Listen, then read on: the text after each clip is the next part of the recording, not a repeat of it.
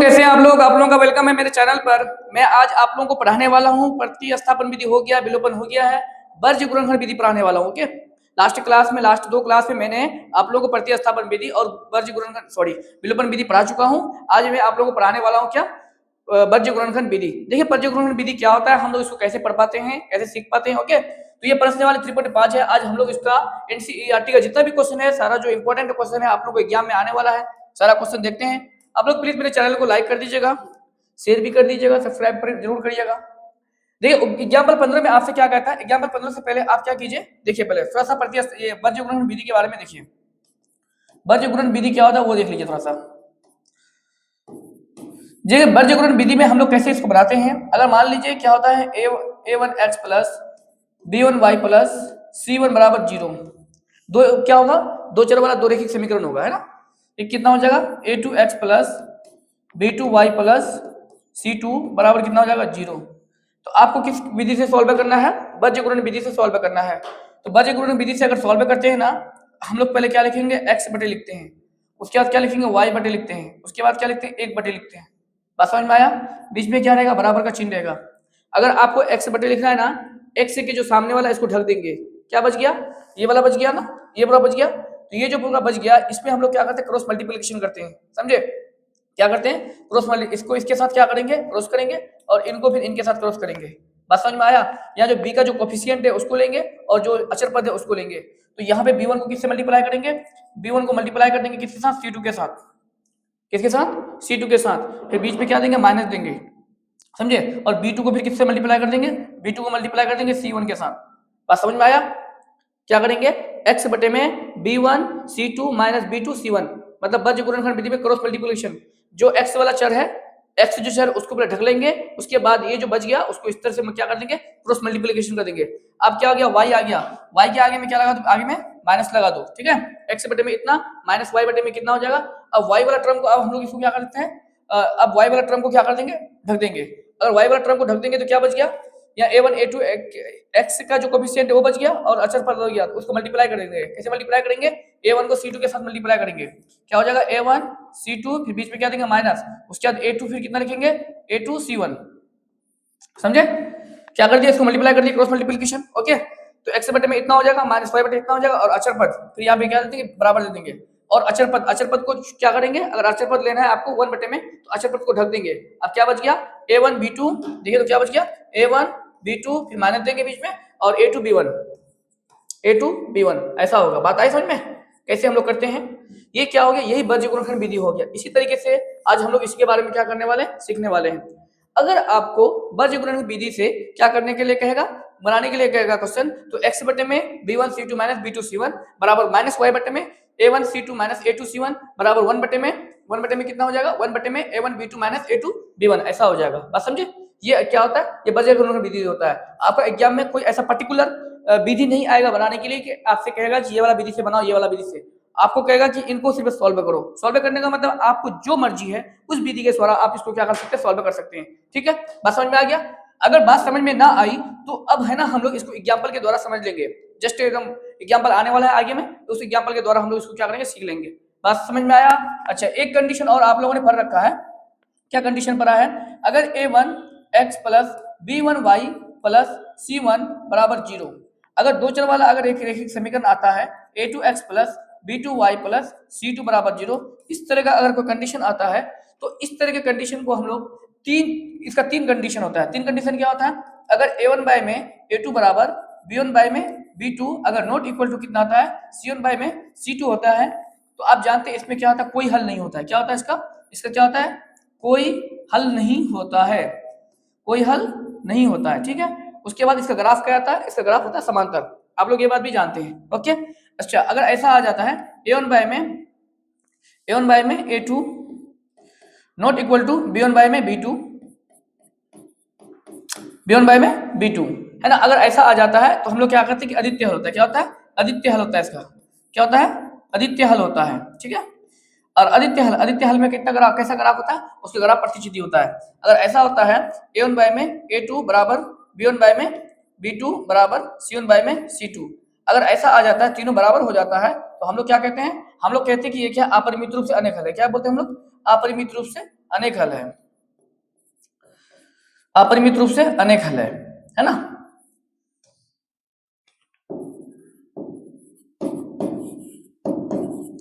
अपरिमित रूप से अनेक हल है। और इसका ग्राफ क्या होता है? इसका ग्राफ होता है आपका एक लाइन दूसरी लाइन के ऊपर होता है ना, आश्रित हम लोग जिसको बोलते हैं। बात समझ में आया? तो ये कंडीशन आपको याद रखना पड़ेगा, क्योंकि अभी हम लोग जो क्वेश्चन बनाने जा रहे हैं इस पर भी आधारित है और इस पर भी आधारित है। ये तो एक विधि हुआ सॉल्व करने का। जब दो चर वाला रैखिक समीकरण अगर आपको दिया हुआ है, ये क्या है? एक विधि होता है सॉल्व करने का, और ये कंडीशन दिया हुआ रहेगा आपको कि ये कंडीशन ये दिया हुआ रहेगा, ये है तो वो है, वो है तो वो है, ऐसा सॉल्व करना है। आपसे अगर कह देगा कि वर्ज्य घूर्णन विधि द्वारा उन क्वेश्चन को सिर्फ सॉल्व करना है जिसका आदित्य हल हो, तो पहले आपको चेक करना पड़ेगा ना कि आदित्य हल होगा तो उसका कंडीशन क्या होगा, आपको याद रखना पड़ेगा। जब दो चर वाला रैखिक समीकरण में दो इक्वेशन अगर आपको इस तरह से दे रखा है तो उसका तीन कंडीशन होता है। a1/a2 बराबर b1/b2 not equal to c1/c2, इसका कोई हल नहीं होता है। a1/a2 not equal to b1/b2 Aditya हल होता है। अगर तीनों बराबर हो जाता है, a1/a2 बराबर b1/b2 बराबर c1/c2, अगर तीनों बराबर हो जाता है तो क्या होता है? अपरिमित रूप से अनेक हल होता है। समझे? ये तीनों कंडीशन को याद रखते हुए और इनका ध्यान रखते हुए हम लोग आगे क्या करते हैं? क्वेश्चन बनाते हैं। ठीक है, अब हम लोग पढ़ने जा रहे हैं एग्जाम्पल 15 पढ़ाने जा रहे हैं। एग्जाम्पल 15 में देखिए क्या होता है, क्या कहता है एग्जाम्पल 15। ठीक है, ये समझ में आ गया, इसको मिटा देते हैं। अब हम लोग पढ़ते हैं एग्जाम्पल 15। ये वर्ज्य घूर्णन विधि में अभी आपको सिखा देता हूँ बढ़िया तरीका से, क्वेश्चन आ रहे हैं उस पर मैं बता देता हूँ आप लोगों को। अभी दो तीन क्वेश्चन पढ़ाएंगे ना, समझ में आ जाएगा आपको। देखिए, आपसे कह रहा है कि पी के किन मानों के लिए निम्न समीकरण युग्म का एक अद्वितीय हल है। समीकरण दिया ही नहीं इसमें। देखिए, तो आपको कह रहा है कि पी के किन मानों के लिए निम्न समीकरण के युग्म को एक अद्वितीय हल होगा। आपको कंडीशन क्या दे रखा है कि अद्वितीय हल होगा। अद्वितीय हल होगा तो इसका कंडीशन पहले आपको दे रखा है। ओके, तो अब क्या करना पड़ेगा? सोल्व करना पड़ेगा आपको अद्वितीय हल के लिए। पहले चेक करना पड़ेगा कि नहीं, चेक करना पड़ेगा कि अद्वितीय हल की नहीं है कि नहीं है। तो हम लोग पहले क्या लिखते हैं? सॉल्यूशन लिख देते हैं। सॉल्यूशन लिखने के बाद आपको क्या किया है? दिया हुआ है ये इक्वेशन आपको क्या कर रखा है? दे रखा है। क्या दे रखा है आपको? 4x plus P Y plus 8 बराबर 0। उसके बाद क्या दे रखा है? 2x प्लस 2y प्लस 2 बराबर 0। ये आपको समीकरण क्या कर रखा है? दे रखा है। इसमें देखिए तो जहां a1 कितना हो गया भाई? a1 आपका 4 हो गया। उसके बाद a2 कितना हो जाएगा आपका? a2 हो जाएगा आपका 2। अच्छा, b1 कितना होगा आपका? b1 हो जाएगा p। और b2 कितना हो जाएगा आपका? b2 हो जाएगा आपका 2। c1 कितना होगा आपका? c1 हो जाएगा 8 एंड c2 कितना हो जाएगा आपका? c2 हो जाएगा 2। ये लिख दिया ना, ये सारा चीज हो गया। ओके, अब हम लोग क्या करते हैं? इसमें देखते हैं कि आपको कंडीशन लगाना पड़ेगा। अद्वितीय हल है। अद्वितीय हल का कंडीशन क्या होता है? a1 बाय में a2 not equal to b1 bye में b2। यानी तो लिख दीजिए, कंडीशन आपको दे रखा है अद्वितीय हल। तो समीकरण युग्म का अद्वितीय हल,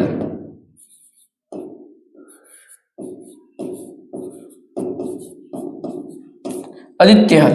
ठीक है, समीकरण युग्म का अद्वितीय हल। अद्वितीय हल में क्या करते हैं हम लोग?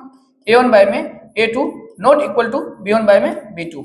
ठीक है ना, ये आपको क्या कर रखा है? कंडीशन दे रखा है। कंडीशन दे रखी है मतलब इसमें क्वेश्चन में जब कंडीशन आपको दे रखा है तो आपको पहले क्या करना पड़ेगा? अप्लाई करना पड़ेगा। ओके, अब देखिए यहाँ पे a1 की जगह कितना हो जाएगा? a1 की जगह आपका हो जाएगा 4 और बटे में a2 की जगह कितना हो जाएगा आपका? 2 नॉट इक्वल टू b1 की जगह में कितना हो जाएगा आपका? b1 की जगह में हो जाएगा p और b2 की जगह में कितना हो जाएगा आपका? 2। ठीक, तो आप क्या करेंगे? इस पे कोना-कोनी गुना कर देंगे। 2 को किसके साथ गुना करेंगे? 2 को p के साथ गुना करेंगे। फिर नॉट इक्वल तो नॉट इक्वल टू का साइन देंगे। उसके 4 को फिर किसके साथ गुना करेंगे? 2 के साथ। ओके, तो इधर गुना में बराबर जाएगा तो कितना हो जाएगा? भागा में हो जाएगा।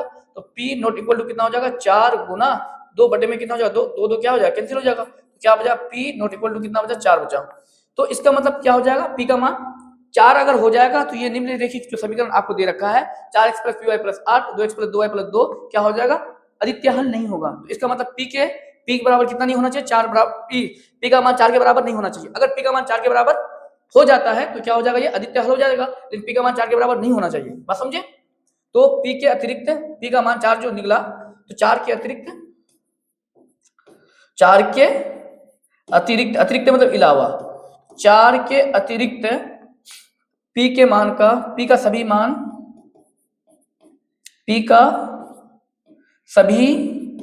मान क्या करेगा? रैखिक समीकरण युग्म का अद्वितीय हल होगा। रैखिक समीकरण कहाँ है? समीकरण का युग्म का अद्वितीय हल होगा। ये तो सभी मान समीकरण के युग्म का समीकरण के युग्म का अद्वितीय हल होगा।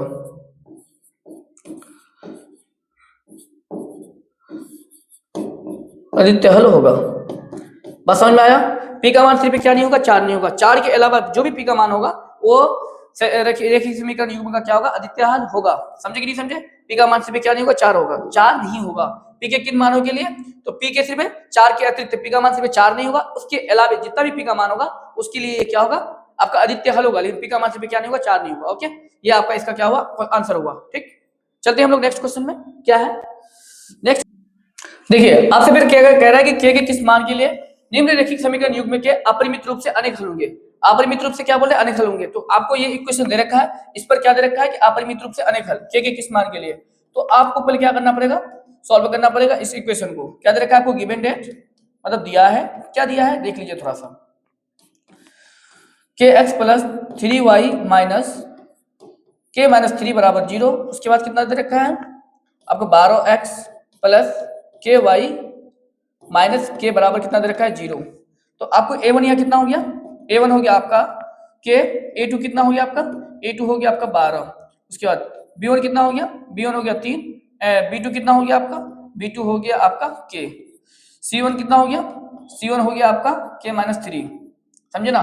अगर आगे में माइनस है तो उसको देखिए, यहाँ भी माइनस है, यहाँ भी माइनस। आप माइनस को क्या कर सकते हैं? छोड़ सकते हैं। यानी तो अगर माइनस में लगाना है तो दोनों में माइनस लगाना पड़ेगा।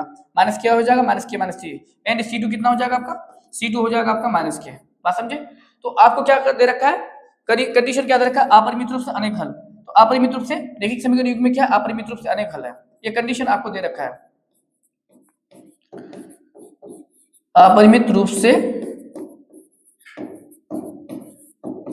अनेक हल। अच्छा, अपरिमित रूप से जब अनेक हल है तो इसका कंडीशन क्या होता है? a1 बाय में a2 बराबर b1 बाय में b2 बराबर c1 बाय में c2। ये दे रखा है। a1 कितना हो जाएगा?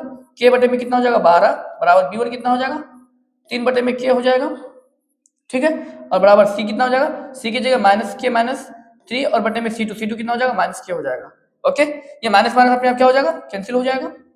ठीक है, आप सोल्व कीजिए इसको थोड़ा सा, तब के का मान यहाँ से निकालिए।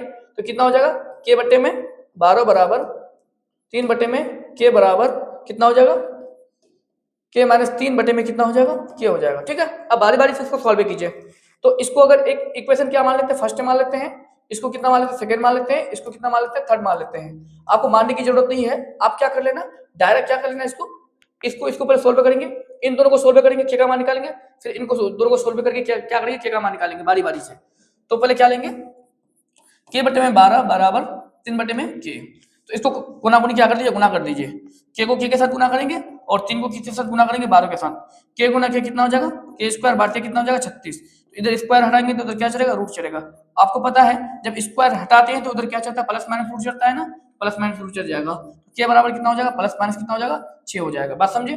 अब अगेन आप फिर क्या करेंगे नाउ, फिर आप क्या करेंगे? इन दोनों को लेकर के सॉल्व करेंगे। इन दोनों को लेकर के का मान सॉल्व करेंगे। के माइनस 3 बटे में कितना हो जाएगा? के। अब देखेंगे इसमें क्या हो रहा है? के का मान गुना गुनी गुना कर देंगे। गुना गुनी गुना करेंगे 3 गुना कितना हो जाएगा? के हो जाएगा। और फिर के गुना कितना हो जाएगा आपका? के माइनस कितना हो जाएगा? 3 हो जाएगा। ठीक है, तो ऐसा नहीं कि इस पे के कैंसिल करेंगे, क्योंकि के अभी ये क्या है? ये अननोन है ना। अननोन का मतलब के का वैल्यू हम नहीं जानते, एग्जैक्ट वैल्यू क्या होगा, इसलिए डायरेक्ट इसको कैंसिल नहीं कर सकते हम लोग। ठीक है, तो थोड़ा सा क्या कीजिए यहाँ पे, ये कर दीजिए, सॉल्व करिए। 3 के इधर हो जाएगा, के को कैसे मल्टीप्लाई करेंगे तो इधर कितना हो जाएगा? के स्क्वायर। के को माइनस 3 से मल्टीप्लाई करेंगे तो कितना हो जाएगा? माइनस 3 के हो जाएगा। ओके, इसको इधर कर दीजिए। ठीक है, यानी तो इसको इधर कर दीजिए, तो कितना हो जाएगा? 3 के और प्लस 3 के हो जाएगा इधर जाकर के, और इधर कितना हो जाएगा? के स्क्वायर हो जाएगा। 3 के 3 के कितना हो जाएगा? 6 के हो जाएगा। और इधर यहाँ इस इधर आकर के फिर कितना हो जाएगा? के स्क्वायर हो जाएगा। उधर कितना बचेगा? 0 बचेगा। ओके, यानी तो ऐसा कीजिए, इसको उधर कर दीजिए। के स्क्वायर ये प्लस प्लस 3 के 6 के हो जाएगा, इधर आएगा तो माइनस 6 के हो जाएगा, और बराबर क्या बचेगा? 0। इन दोनों में क्या कॉमन है? फिर के कॉमन है, तो यहाँ कितना हो जाएगा? के माइनस 6 बचेगा, बराबर ये कितना होगा? 0। तो के बराबर कितना हो जाएगा? 0, क्योंकि दोनों अलग अलग के का मान हो जाएगा 0 के बराबर। और ये क्या हो जाएगा? के माइनस 6 के बराबर कितना हो जाएगा? 0। के बराबर कितना हो जाएगा? 0। और यहाँ कितना हो जाएगा? और के बराबर कितना हो जाएगा? माइनस के बराबर पड़ जाएगा तो प्लस 6 हो जाएगा। ये बात समझ में आई? यहाँ पे 3 के कितना? 6 के, तो इसको है ना, ये 6 के ये बराबर के इस पार है तो बराबर के उस पार लगेगा तो -6 से क्या हो गया, और इधर बराबर क्या बचेगा 0। इन दोनों में क्या कॉमन है, के कॉमन है, के को कॉमन कर लीजिए यहाँ पे, के -6 से बचेगा बराबर 0। इनको बारी बारी से क्या कर दीजिए, 0 के बराबर पुट कर दीजिए, 0 के बराबर पुट किया तो के बराबर 0 आया, के -6 बराबर कितना आया, 0 आया, ठीक है। इधर के बराबर 0 और के बराबर यहाँ पे कितना आएगा, 6 आएगा। अब इन दोनों में देखिए यहाँ पे के बराबर कितना है आपका +-6 है, और यहाँ के बराबर क्या है 0 और क्या है 6 है। इन दोनों में क्या कॉमन है, क्या दोनों सामान्य है, इन दोनों में आप देख रहे हैं सामान्य क्या है कि के बराबर 6 सामान्य है, क्या है के बराबर 6, तो के बराबर कितना आंसर होगा, के बराबर 6 से आंसर होगा, ठीक है। के बराबर कितना होगा, आंसर 6, कितना कौन आंसर होगा, 6 आंसर होगा, क्योंकि दोनों में सामान्य कौन है, यहाँ के बराबर +-6 है और यहाँ के बराबर 0 और के बराबर क्या है 6, तो इन दोनों में क्या सामान्य है, इन दोनों में +6 यहाँ पे भी +6 यहाँ पे, दोनों में क्या कॉमन है, तो के बराबर के इसका क्या होगा आंसर होगा, क्योंकि के इसका क्या है आपका दोनों में सामान्य है इसलिए कॉमन है इसलिए। तो यहाँ पे के किस मान के लिए ये समीकरण युग्म अपरिमित रूप से अनेक होगा, के का मान 6 से रखना पड़ेगा, मतलब बोले तो 6 रखना पड़ेगा, 6 के लिए ये दोनों जो रेखिक समीकरण है उसके लिए क्या है अपरिमित रूप से अनेक होगा। बात समझ में आ गया, तो के बराबर 6 आंसर होगा। ओके, चलते हैं हम लोग नेक्स्ट क्वेश्चन में, क्या है। अब देखिए ये आ गया आपका क्वेश्चन प्रश्न वाले 3.5 का, क्या बोल रहा है कि निम्नलिखित रेखिक समीकरण युग्मों में से किसका एक अद्वितीय हल है, किसका कोई हल नहीं है, किसके अपरिमित रूप से अनेक हल है। अद्वितीय हल स्थिति में उसे वज्र गुणनखंड विधि के द्वारा सॉल्व करना पड़ेगा। आपको तीनों चीज ज्ञात करना कि क्या है, परिमित मतलब अपरिमित रूप से अनेक हल है, कोई हल नहीं है, या अद्वितीय हल है। जिसका अद्वितीय हल होगा सिर्फ और सिर्फ उन्हीं को वज्र गुणनखंड विधि के द्वारा सॉल्व करने के लिए कहा है, अदरवाइज उनको सॉल्व करने के लिए नहीं बोला है, ठीक है। ये आपका क्वेश्चन दिया हुआ है, सॉल्यूशन लिख दीजिए। क्या गिवन है आपको, x - 3y - 3 = 0, ठीक है, और एक तो क्या देखा 3x - 9y - 2 = 0। अब इसको पहले सॉल्व चेक करना पड़ेगा आपको, कैसे चेक करेंगे, a1 कितना हो गया आपका, a1 1 हो गया, और a2 कितना हो गया आपका, a2 आपका 3 हो गया, ठीक है। b1 कितना हो गया आपका, b1 -3 हो गया, और b2 कितना हो गया, b2 -9 हो गया, ठीक है ना। एंड c2 कितना हो गया आपका, कोमा दे दीजिए, c1 पहले होगा, c1 कितना हो गया -3 हो गया, और c2 कितना हो गया आपका -2 हो गया। तो चेक कीजिए ये क्या हो रहा है, कौन सा स्थिति हो रहा है। तो a1 बाय में क्या होता है कंडीशन a2, अभी तो हमें पता नहीं कि क्या चीज होगा, इससे पहले लिख दीजिए, उसके बाद में करते रहेंगे। a2 बटे सॉरी b1 बटे में b2 और c1 बटे में c2, तो ये चीज कर लिए। अब बाद में पता चलेगा कि क्या चीज में बराबर हो रहा है, पहले हम लोग चेक कर लेते हैं, हमें तो पता नहीं कि कौन तीनों हल में तो कौन सा हल होगा, इसलिए पहले ऐसा लिख देते हो। तो 1 बटे कितना हो जाएगा 3 हो जाएगा, क्योंकि a1 1 और a2 3, तो 1 बटे 3, b1 कितना है -3 है, और b2 कितना है आपका -9 है, c1 कितना है -3 है, और c2 कितना है -2 है, तो ये माइनस माइनस कैंसिल, ये माइनस माइनस कैंसिल, तो यहाँ एक स्टेप और आगे बढ़िए, तो यहाँ 1 बटे में 3 हो जाएगा, या 3 एकम 3 3 3 यहाँ भी 1 बटे 3 हो रहा है, और यहाँ पे क्या आ रहा है 2 बटे 3 आ रहा है, 3 बटे 2 आ रहा है। इसका मतलब ये बराबर, ये दोनों तो बराबर है लेकिन ये बराबर नहीं है, ये दोनों तो बराबर है लेकिन बराबर नहीं है। इसका मतलब क्या होगा कि ये दोनों तो बराबर होगा लेकिन बराबर नहीं होगा, इसका मतलब ये दोनों तो बराबर होगा लेकिन बराबर नहीं होगा। ऐसा कंडीशन कब पाया गया है, ऐसा कंडीशन तब पाया गया कि जिसमें कोई हल नहीं होता। अभी मैंने बताया था कि इसके 3 कंडीशन हो गए। अगर दो रेखिक समीकरण वाला आपको दे रखा है दो, तो आप देख लीजिए उसमें 3 कंडीशन होता है, a1/a2 बराबर b1/b2 not equal to c1/c2, क्या होता है उसमें कोई हल नहीं होते हैं, a1/b2 not equal to b1/b2 अद्वितीय हल होंगे, a1/a2 बराबर b1/b2 बराबर c1/c2। अगर तीनों बराबर हो जाएंगे तो क्या होगा अपरिमित रूप से अनेक हल होंगे। तो क्या कंडीशन है, a1/a2 बराबर b1/b2 not equal to c1/c2, तो क्या होगा कोई हल नहीं होगा, क्या होगा कोई हल नहीं होगा। जब कोई हल अगर नहीं होगा तो इससे हमें क्या करना है, वज्र गुणनखंड विधि से सॉल्व नहीं करना है, सिर्फ कब सॉल्व करना है जब इसका कोई हल होगा तब, मतलब ये अद्वितीय हल में, ठीक है। चलिए नेक्स्ट क्वेश्चन चलते हैं। नेक्स्ट क्वेश्चन में क्या है देखिए, आपको सॉल्यूशन में दिया है, क्या दिया है देखिए, तो 2x + y बराबर कितना दे रखा है 5, और 3x + 2y बराबर कितना दे रखा है आपको 8। आप इसको चेक कीजिए पहले। तो a1 कितना हो गया आपका, a1 हो गया 2, b1 कितना हो गया आपका, b1 हो गया 1, और c1 कितना हो गया आपका, c1 हो गया 5। अच्छा a2 कितना हो गया आपका, a2 हो गया आपका 3, b2 कितना हो गया आपका, b2 हो गया 2, एंड c2 कितना हो गया, c2 हो गया आपका 8। ओके, ये a1 b1 c1, ये a2 b2 c2 ऐसा लिख लीजिए। आप कंडीशन चेक कीजिए इसका, कंडीशन कैसे चेक करते हैं, a1 बाय में a2, b1 बाय में b2, c1 बाय में c2। आगे थोड़ा बढ़िए, चलिए क्वेश्चन ही यहाँ पे है तो इधर से लेते हैं थोड़ा। तो a1 कितना हो जाएगा आपका, a1 हो जाएगा 2 बटे में कितना हो जाएगा, a2 कितना हो जाएगा 3, उसके बाद b1 कितना हो जाएगा, b1 हो जाएगा 1, और b2 कितना हो जाएगा आपका, ये b2 होगा, b2 कितना हो जाएगा आपका 2। अच्छा हमें ऐसा लग रहा है कि ये दोनों बराबर नहीं है ऑलरेडी, है ना। तो आपको आगे जाने की जरूरत नहीं, ये दोनों क्या बराबर नहीं है बराबर क्या, ये दोनों बराबर नहीं है, तो आपको आगे जाने की जरूरत नहीं, ऐसे ही करके इसको छोड़ देना। ये क्या होगा, आदित्य हल होगा। क्या होगा, a1/a2 not equal to b1/b2। अगर ऐसा कंडीशन आ जाएगा तो क्या होता है जी, आदित्य हल होता है ना। ये जैसा है उसको वैसा ही छोड़ देना है, बस इतना आप समझ लीजिए कि ये दोनों बराबर नहीं है, तो क्या हो जाएगा, आदित्य हल हो जाएगा। क्या हो जाएगा, आदित्य हल होगा।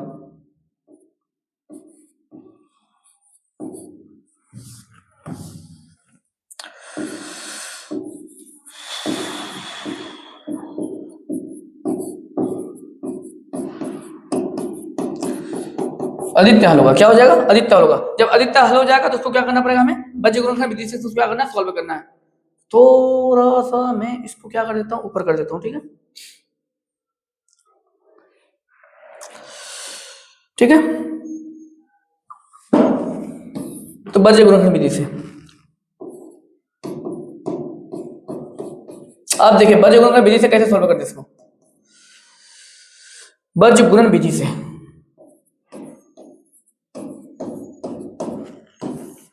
ठीक है, क्या है क्वेश्चन, 2x प्लस वाई बराबर 5, 3x प्लस 2y बराबर 8। यानी तो एक काम कीजिए, डायरेक्ट इसको बराबर के इस पार से बराबर के उस पार कर दीजिए। ये माइनस कितना हो जाएगा, 5 बराबर 0, ये माइनस कितना हो जाएगा 8 बराबर 0। अब इनको क्या करना है, आपको x बटे में लिखना है। क्या करना है, x बटे में, तो x वाले टर्म को छोड़ देना है। तो इसके आगे में y के आगे में कुछ नहीं, तो क्या है 1 है, पता है आपको। तो 1 को किसके साथ गुना करना है, 1 के गुना करना है -8 के साथ, फिर बीच में माइनस देंगे, 2 को किसके साथ गुना करना है, -5 के साथ, पता है ना, अभी बताएं। अब y वाला टर्म को लेना है, तो -y बटे में, y वाला टर्म में हम लोग क्या करते हैं, तो y वाले को ढक देंगे, तो कितना बचेगा, 2 गुना -8, क्रॉस गुना 2 गुना -8, फिर मैं इसमें क्या देंगे माइनस, फिर 3 गुना कितना हो जाएगा -5, उसके बाद अचर पद 1 बटे में कितना हो जाएगा, अचर पद वाले को छोड़ देंगे, फिर 2 को किसके गुना करेंगे, 2 के साथ, फिर बीच में माइनस, और 3 को किसके साथ गुना करेंगे, 1 के साथ। ओके, तो यहाँ कितना हो जाएगा, x बटे में -8, फिर माइनस माइनस प्लस कितना हो जाएगा, 5 दूनी 10 बराबर -y बटे में -8 दूनी कितना हो जाएगा 16, और यहाँ माइनस माइनस कितना हो जाएगा प्लस 5 या 15 बराबर 1 बटे में कितना हो जाएगा, 2 दूनी 4 -3। सही है, तो x बटे यहाँ पे कितना हो जाएगा आपका 2 हो जाएगा, और यहाँ -y बटे में कितना हो जाएगा आपका -1 हो जाएगा, और 1 बटे में कितना हो जाएगा 1 हो जाएगा। ये माइनस माइनस क्या होगा आपका यहाँ पे कैंसिल हो जाएगा। कितना होगा, x बटे में 2 बराबर y बटे में 1 बराबर 1 बटे में 1। आप क्या करेंगे, x को एक बार उसके बराबर करेंगे, है ना। x बटे 2 को किसके बराबर करेंगे, 1 बटे 1 तो नहीं होगा, x के बराबर कितना निकल जाएगा 2। ठीक है, अब y बटे 1 को हम लोग किसके बराबर करेंगे, 1 बटे 1 के बराबर करेंगे, तो 1 बटे 1 तो वही होता है, तो y बराबर डायरेक्ट कितना हो जाएगा 1 हो जाएगा। बात समझे, तो x बराबर 2, y बराबर कितना निकल गया 1। अतः यहाँ लिख दीजिए तो बस, और कुछ नहीं करना है आपको। अतः x बराबर 1 और y बराबर कितना निकल जाएगा 1। ओ सॉरी, x बराबर 2 है जी, x बराबर 2 और y बराबर कितना निकल जाएगा 1। बस बात समझ में आया, ये क्या था, बज्र गुणन विधि है। ठीक है, फिर नेक्स्ट क्वेश्चन देखते हैं हम लोग। यहाँ देखिए नेक्स्ट क्वेश्चन में क्या है, आपको सॉल्यूशन लिख दीजिए, पहले चेक कीजिए इसका। a1 कितना हो जाएगा आपका, a1 हो जाएगा 3, b1 हो जाएगा आपका -5, एंड c1 कितना हो जाएगा आपका, c1 हो जाएगा आपका 20। ठीक है, उसके बाद a2 कितना हो जाएगा आपका 6, b2 कितना हो जाएगा आपका -10, एंड c2 कितना हो जाएगा आपका 40। ओके, अब इसको चेक कीजिए क्या होता है कंडीशन, a1 बाय में a2, b1 बाय में b2 और c1 बाय में c2, कितना हो जाएगा 3 बट्टे में 6 -5 बटे में -10 और 20 बटे में 40। तो ये 3 में कम 3, 3 दूनी 6, 1 बटे 2, 5 कम 5, 5 दूनी 10, 1 बटे 2, 20 से कम 20, 20 दूनी 40। मतलब हमें लग रहा है कि सारा बराबर हो, ये प्लस माइनस कैंसिल। ठीक है, सारा बराबर हो रहा है। इसका मतलब क्या है, ये क्या है, अपरिमित रूप से अनेक हल है। क्या है, सब बराबर हो गया तो क्या हो गया, अपरिमित रूप से क्या है, अनेक हल है।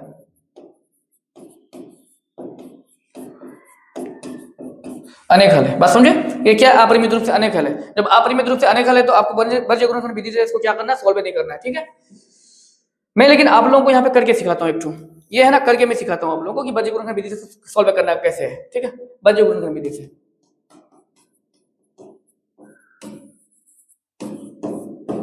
क्या दे रखा है आपको, 3x - 5y, ये प्लस में है तो बराबर जाएगा -20 बराबर कितना हो जाएगा 0। ठीक, उसके बाद 6x - 10y, ये प्लस में बराबर जाएगा तो कितना हो जाएगा -40 बराबर कितना हो जाएगा 0। बस समझे। तो इस पे हम लोग क्या कर लेते हैं, थोड़ा सा सॉल्व करते हैं इसको। अब क्या करते हैं हम लोग, अब पहले x बटे में लेते हैं। x बटे में लेंगे तो x वाले को छोड़ देंगे, किसको गुना करेंगे, अरे भाया थोड़ा सा टच होता है तो ऐसा हो जाता है। x वाले को छोड़ देंगे तो किससे गुना करेंगे, -5 को 40 के साथ गुना करेंगे। ऐसा तो नहीं हो जाए तो ये अनडिफाइंड हो जाए, पता चले। फिर बीच में माइनस देंगे और फिर -20 को किसके साथ गुना करेंगे, -10 के साथ। ठीक है, हो गया, बात समझ में आया। ये मेरे ख्याल से अनडिफाइंड हो जाएगा 200, हाँ 200 अनडिफाइंड हो जाएगा, नहीं ये सोल्व नहीं होगा। वर्ज्य गुणनखंड विधि से अगर ये आदित्य हल नहीं है तो ये सोल्व होगा ही नहीं, अनडिफाइंड हो जाएगा था। ठीक है, इसलिए तो मतलब क्वेश्चन जो बनाया बहुत सोच में बनाया है ना। ये अपरिमित रूप से अनेक हल है, या इसके अलावा अगर कोई हल अगर नहीं है, अगर उसको वर्ज्य गुणनखंड विधि के द्वारा सोल्व करेंगे तो अपरिमित रूप से क्या ये वो क्या होता है, अपरिभाषित हो जाता है, अनडिफाइंड हो जाता है वो। ठीक है, चलिए अब ये क्वेश्चन नंबर 4 है। देखिए क्वेश्चन नंबर 4 जो है इसको क्या करना है आपको, दोनों विधि के द्वारा सोल्व करना, पहले चेक करना पड़ेगा है क्या एक्चुअली में। ठीक है, देखिए A1 कितना हो गया, A1 हो गया आपका 1, A2 कितना हो गया आपका, B1 कितना हो गया आपका -3, और C1 कितना हो गया आपका -7। उसके बाद A2 कितना हो गया आपका 3, और B2 कितना हो गया आपका -3, C2 कितना हो गया आपका -15। ठीक है, तो इसको चेक कर लीजिए फटाफट। A1 बाय में A2 कंडीशन रख दीजिए, B1 बाय में B2 और C1 बाय में C2।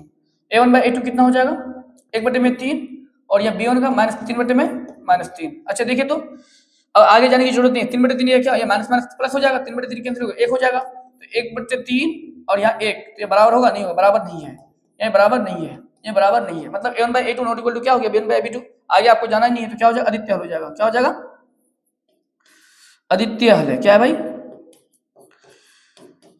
आदित्य हल है। आदित्य हल है तो आपको क्या किसके द्वारा दर्शाना है, वर्ज्य गुणनखंड विधि के द्वारा दर्शाना है। ठीक है, तो क्या है क्वेश्चन दो, x माइनस 3y माइनस 7 बराबर 0, उसके बाद 3x माइनस 3y माइनस 15 बराबर 0। अब इसको क्या करना है, वर्ज्य गुणनखंड विधि के द्वारा से सॉल्व करना है। तो क्या करेंगे, x बटे लेंगे, x बटे। अच्छा एक बात बताइए, जब x बटे लेंगे तो सामने हम क्या बताएं, इसको छोड़ देना है, उसके बाद यहाँ क्रॉस मल्टीप्लिकेशन कर देना है। तो 3 के इसके साथ गुना करेंगे, ये वाला 3 को -15 के साथ गुना करेंगे, तो -3 गुना -15, फिर बीच में क्या आते हैं माइनस, फिर -3 को सॉरी यहाँ पे माइनस छूट गया, -3 गुना फिर कितना हो जाएगा -7। ओके, फिर y बटे में माइनस लगाते हैं y के आगे में, तो -y बटे में कितना हो जाएगा, y वाले को छोड़ देंगे, तो x के आगे में कुछ नहीं तो क्या है 1 है, आपको पता है ना, x के आगे में कुछ नहीं तो क्या है 1 है, तो 1 को किसके साथ गुना करेंगे, 1 को गुना करेंगे -15 के साथ, फिर बीच में माइनस देंगे, उसके 3 को गुना करेंगे किसके साथ, -7 के साथ। ठीक है, बराबर 1 बटे में अचर पद को छोड़ देंगे, तो कितना से गुना करेंगे, 1 को गुना करेंगे -3 के साथ, फिर बीच में माइनस देंगे, फिर -3 को गुना करेंगे किसके साथ, 3 के साथ। ठीक है, तो x बटे में कितना हो जाएगा माइनस माइनस प्लस 15 क्या कितना हो जाएगा 45, यहाँ फिर क्या होगा माइनस, ये माइनस माइनस प्लस 7 कितना हो जाएगा 21 हो जाएगा। ओके, यहाँ बराबर -y बटे में कितना हो जाएगा 15, -15 का -15 हो जाएगा, और यहाँ पे माइनस माइनस प्लस 7 कितना हो जाएगा 21 बराबर 1 बटे में कितना हो जाएगा -3 कम 3, फिर माइनस माइनस प्लस 3 कितना हो जाएगा 9 हो जाएगा। ठीक है, तो यहाँ x बटे में कितना हो जाएगा आपका 45 में से 21 चला गया तो कितना बचेगा आपका 4, 24 हो जाएगा, और यहाँ पे माइनस y बटे कितना हो जाएगा जी 6 हो जाएगा, है ना, 4 होगा, कितना बचेगा, हाँ 6 बचेगा, सही तो था जी 6 बचेगा, और यहाँ पे 1 बटे में कितना बचेगा आपका 6 बचेगा। ओके, अब बारी बारी से पहले इनको इनके बराबर करेंगे, फिर इनको इनके बराबर करेंगे, बात समझे। तो x बट्टे 24 बराबर कितना हो जाएगा 1 बट्टे में 6, गुना कर दो, तो 6 गुना कितना हो जाएगा x बराबर 1 गुना कितना हो जाएगा आपका 24, ये गुना बराबर पर जाएगा तो कितना हो जाएगा भागा में हो जाएगा, 24 से कम 24 और बटे में 6, 6 कम 6, 6 चौका 24, तो x बराबर कितना निकल जाएगा 4 निकल जाएगा। अब फिर हमें क्या करना है, इसी तरह से लाइन खींच देना है आपको, -y बटे 6 को कितना से मल्टीप्लाई किसके बराबर करेंगे, फिर 1 बटे 6 के बराबर 1 बटे 6 के बराबर करेंगे। ठीक है, गुना करेंगे तो -6 गुना कितना हो जाएगा y हो जाएगा, और 1 गुना कितना हो जाएगा 6 हो जाएगा, गुना तो y बराबर कितना हो जाएगा, तो 6 कम 6 और बटे में ये माइनस से 6 बटे के उस पार जाएगा तो वही -6 रहेगा, तो y बराबर करके कितना हो जाएगा -1 हो जाएगा। ठीक है, बात समझ में आ गया। अतः x से बराबर कितना निकल गया, x से बराबर निकल गया आपका 4, y बराबर कितना निकल गया आपका -1। ओके, बात समझ में आ गया। चलिए हम लोग चलते हैं आगे, क्या बोलता है देखिए, ये भी बहुत बीबीआई क्वेश्चन है, ये भी है ना बहुत बीबीआई क्वेश्चन है। कह रहा है कि a और b किन मानों के लिए निम्नलिखित समीकरण युग्म के अपरिमित रूप से अनेक हल होंगे। a और b का मान निकालना है, कब, जब क्वेश्चन में आपको कंडीशन दे रखा है कि ये क्या अपरिमित रूप से अनेक हल है। ठीक है, तो देखते हैं क्या है क्वेश्चन में 2x प्लस 3y बराबर 7। एक तो क्वेश्चन ये है। एक दूसरा क्या है, a minus B into X plus A plus B into Y बराबर कितना दे रखा है आपको 3a plus B minus 2। Okay, ये आपको क्वेश्चन दे रखा है। तो क्या करेंगे, अपरिमित रूप से अनेक हल है। रैखिक समीकरण युग में जो है वो क्या है, अपरिमित रूप से अनेक हल है।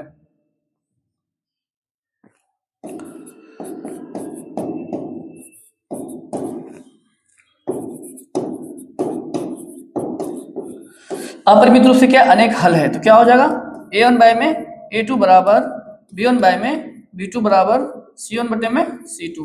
तो जब a1 बाय a2 देख लीजिए कितना होगा 2 बटे में a2 कितना है जी a माइनस कितना हो जाएगा b हो जाएगा बराबर b1 कितना है जी b1 है 3 और b2 कितना है आपका a प्लस b हो जाएगा बराबर c1 कितना है 7 और c2 कितना हो जाएगा 3a प्लस b माइनस 2। अब बारी बारी से क्या करना है, इनको सॉल्व करना है। पहले इन दोनों को एक साथ कर लीजिए, फिर इन दोनों को एक साथ कर लेंगे, है ना। तो आपको a और b का मान निकल जाएगा। पहले इन दोनों को तो एक साथ कर लो, क्या कर लो, इन दोनों को एक साथ कर लो। तो क्या करो 2 बटे में a माइनस बी बराबर 3 बटे में a प्लस बी, गुना क्या कर दो, गुना कर दो। 2 इंटू कितना हो जाएगा 2 इंटू ए प्लस बी हो जाएगा और बराबर 3 इंटू कितना हो जाएगा a माइनस कितना हो जाएगा b हो जाएगा। गुना कर दो बारी बारी से, ठीक है। 2 को a से गुना करेंगे तो कितना हो जाएगा 2a, फिर 2 को b से गुना करेंगे तो कितना हो जाएगा 2b इधर, और 3 को a से मल्टीप्लाई करेंगे गुना करेंगे तो कितना होगा 3a हो जाएगा। 3 को b से मल्टीप्लाई करेंगे तो कितना हो जाएगा माइनस 3b हो जाएगा। ओके, इसको उस पार कर दीजिए, देखिए क्या होता है फिर। तो 2a plus 2b minus 3a, ये माइनस में बराबर तो प्लस 3b बराबर कितना हो जाएगा 0 हो जाएगा। 2a में 3a चला गया तो कितना बचेगा माइनस a बचेगा, और 2b और 3b कितना हो जाएगा 5b होगा बराबर कितना होगा 0। अच्छा, यहाँ पे देखिए तो ये माइनस में बराबर आएगा तो कितना हो जाएगा प्लस b हो जाएगा, तो प्लस a हो जाएगा, सॉरी ये 5b तो रहेगा ही, और ये माइनस में बराबर आएगा तो क्या हो जाएगा a हो जाएगा, है ना। ये माइनस में बराबर आएगा तो प्लस a हो जाएगा, ये 5b तो 5b रहेगा, और b बराबर कितना हो जाएगा a बटे में कितना हो जाएगा, ये 5 गुना है बराबर आएगा तो कितना होगा भागा में होगा। b का मान कितना निकल गया a बटे 5। अब मुझे b का मान निकालना है। b का मान कितना निकल गया a बटे 5, a का मान निकलेगा तो b का मान भी निकल जाएगा। अब आगे बढ़ते हैं।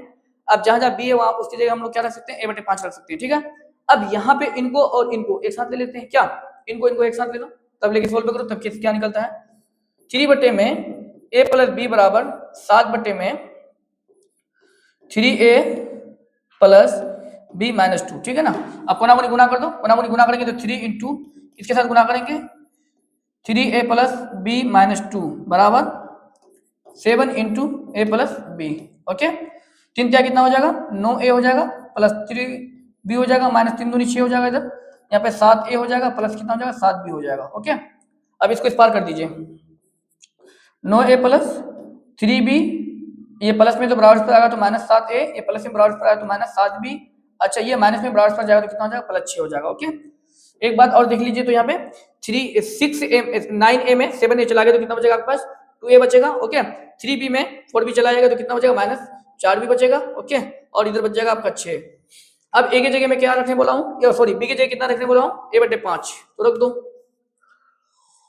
तो 2a माइनस 4 इंटू बी की जगह कितना रख देंगे a बटे में 5 बराबर कितना हो जाएगा इधर 6, यहाँ कितना हो जाएगा 2a माइनस 4a हो जाएगा, अरे a को 4 से गुना करें 4a होगा बटे में कितना हो जाएगा 5 बराबर 6। अच्छा, एक बात बताइए तो हमको, यहाँ 5 क्या हो जाएगा एलसीएम हो जाएगा, तो 5 पहले आप एलसीएम ले लो। ये 5 दूनी कितना हो जाएगा 10a हो जाएगा, और यहाँ पे कितना हो जाएगा 4a बराबर इधर कितना 6। ये किसमें गुना में भागा में बराबर पर जाएगा तो कितना हो जाएगा गुना हो जाएगा, और 10a में 6a 4a चला गया तो कितना हो जाएगा 6a बचेगा, और इधर कितना हो जाएगा 6 गुना कितना हो जाएगा 5 हो जाएगा। ये फिर क्या है गुना में बराबर पर जाएगा तो कितना होगा भागा में हो जाएगा, 6 गुना 5 बटे में कितना हो 6, 6 कैंसिल, तो a बराबर कितना हो जाएगा आपका 5 हो जाएगा, समझे। तो a बराबर 5 हो गया तो b बराबर कितना होगा जी, थोड़ा सा इसको छोटा कर दो, उसके बाद देखो फिर इसका मजा।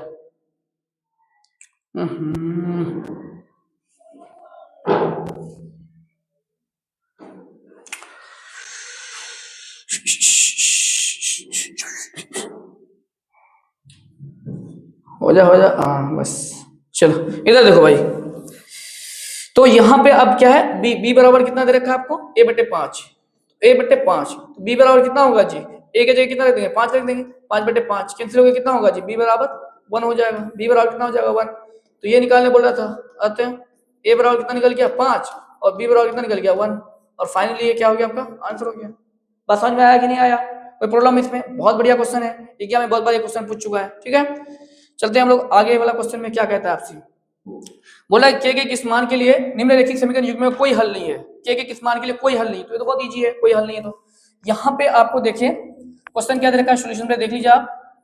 3x प्लस वाई बराबर 1 और एक क्या दे रखा है 2k minus 1 into X plus k minus 1 into Y बराबर कितना दे रखा है आपको 2k प्लस 1। ठीक है, तो a1 बाई a2 आपको c1 को जानने की जरूरत नहीं है। a1 कितना हो गया आपका 3, b1 कितना हो गया आपका y, और सॉरी 1 ना जी, y के जो आगे वाला था है, क्योंकि c1 आपको जाना नहीं, क्योंकि a1 बाई a2 कोई हल नहीं है, तो c1 तो जाना ही पड़ेगा ना। तो c1 कितना हो गया आपका 1, अच्छा हमको लगा आदित्य हल है शायद। a2 कितना हो जाएगा 2k माइनस 1, b2 कितना हो जाएगा आपका k माइनस 1, c2 कितना हो जाएगा आपका 2k प्लस 1। जब कोई हल नहीं है, क्या रखा है कोई हल नहीं है, तो कितना हो जाएगा a1 बाई में a2 बराबर b1 बाई में b2 not equal to c1 by में c2। ठीक है, तो यहाँ a1 कितना हो जाएगा 3 बटे में a2 कितना जी 2k माइनस 1 बराबर b1 कितना दे रखा है आपको 1 बटे b2 कितना दे रखा है k minus 1 not equal to c1 by c2। c1 कितना दे रखा है आपको 1 और c2 कितना दे रखा है आपको 2k प्लस 1। ठीक है ना जी, आप कोना कोनी क्या कर सकते हैं, गुना कर सकते हैं, कोना कोनी गुना कर दीजिए, आपको k का मान निकालना है, समझे। तो अब इन दोनों को लेकर चलते हैं सबसे बढ़िया पहले।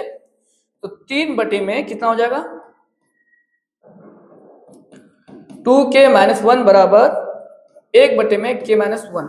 बस समझे, पहले इनको लेके चलते, क्यों k का किस मान के लिए, k का मान आपको निकालना है पहले। ठीक है, गुना गुनी गुना कर दो, 3 गुना कितना हो जाएगा k माइनस 1 बराबर 2k माइनस 1 को 1 से गुना करेंगे तो 2k माइनस 1 ही होगा। बारी बारी से गुना करो, 3 को k से गुना करेंगे तो 3 को माइनस 1 से गुना करेंगे तो माइनस 3 बराबर 2k माइनस 1। ओके, ये माइनस में ट्रांसफर तो प्लस, ये प्लस में ट्रांसफर जाए तो माइनस, तो 3k माइनस 2k बराबर माइनस 1 प्लस कितना हो जाएगा 3। तो 2k में 3k में 2k चला गया तो k बचेगा, और यहाँ पे बोले 2, k का किसका मान निकल गया, k का मान कितना निकल गया 2 का मान निकल गया। इसका मतलब k का मान 2 के लिए निम्नलिखित समीकरण का कोई हल नहीं होगा, समझे। कुछ और करने की जरूरत नहीं है आपको, k का मान 2 के लिए 2 के लिए रैखिक समीकरण युग्म का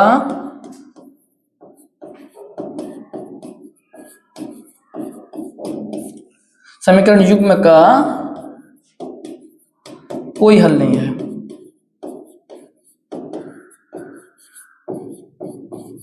बात समझे, बस इतना ही करना था और कुछ नहीं करना है। ओके, अब हम लोग देखते हैं कुछ वर्ड्स प्रॉब्लम देखने जा रहे हैं अब हम लोग। ठीक है, देखिए आगे वाला क्वेश्चन। अच्छा ये और क्या क्वेश्चन है, क्या बोल रहे हैं इसमें, निम्नलिखित समीकरण युग्मों को प्रतिस्थापन विधि बीजगणित विधि से हल कीजिए। कौन सा विधि आपको अच्छा लगता है वो बताने के लिए आपसे बोल रहा है। तो पहले क्या करेंगे, पहले प्रतिस्थापन विधि, तो प्रतिस्थापन विधि के द्वारा सॉल्व कर लेते हैं। ठीक है, तो सॉल्यूशन लिखते हैं। तो प्रतिस्थापन विधि तो बहुत इजी है भाई, आपको गिवन है, क्या गिवन है 8x प्लस 5y बराबर 9, इसको समीकरण 1 मान लेते हैं। ठीक है, और 3x प्लस 2y बराबर कितना है 4, एक समीकरण कितना मान लेते हैं 2 मान लेते हैं। कोई एक समीकरण लेकर के चलिए, कौन सा जो आपको देखने में भारी भरका लगे उसी को लेकर चलिए, नहीं तो कौन लेके चलेंगे, फ्रॉम वन लेके चलते हैं, कोई दिक्कत नहीं है, कुछ करना होता नहीं इसमें एक्चुअली में। तो 8x बराबर कितना हो जाएगा 9, ये प्लस में ट्रांसफर आएगा तो माइनस 5y हो जाएगा। ठीक है, तो x बराबर कितना हो जाएगा 9 माइनस 5y बटे में कितना हो जाएगा 8। बात समझे, समझ में आया ना कैसे किया जी। इसको समीकरण कितना मान लेते हैं फिर हम लोग 3 मान लेते हैं। अब x का मान समीकरण किस में रखने पर 2 में रखने पर, ऐसे तो करते हैं प्रतिस्थापन विधि से। तो यहाँ लिख लेते हैं पहले, नहीं तो प्रतिस्थापन विधि से, प्रतिस्थापन विधि से।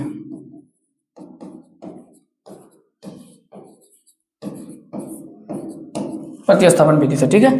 तो x का मान समीकरण 2 में रखने पर